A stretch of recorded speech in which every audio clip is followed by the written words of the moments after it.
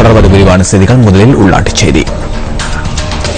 காணாமற் போனோர் தொடர்பான முறைப்பாடுகளை விசாரணை செய்யும் ஜனாதிபதி ஆணைக்குழுவின் வடமாகாணத்திற்கான இறுதிக்கட்ட சாட்சி விசாரணை அமர்வுகள் இன்றுடன் நிறைவடைய உள்ளன.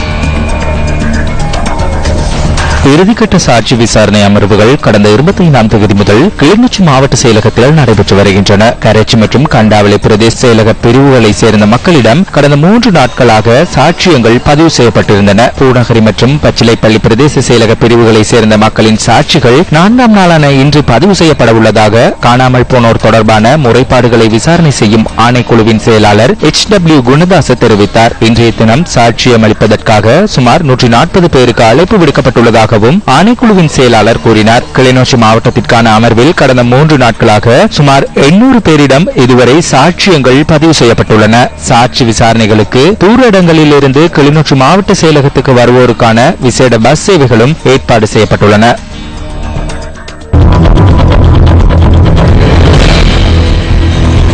இலங்கை கடற்பரப்பில் அத்துமீறி பிரவேசித்த குற்றச்சாட்டில் கைது செய்யப்பட்ட 21 இந்திய மீனவர்களில் 20 பேர் தொடர்ந்தும் விளக்கமறியலில் வைக்கப்பட்டுள்ளனர்.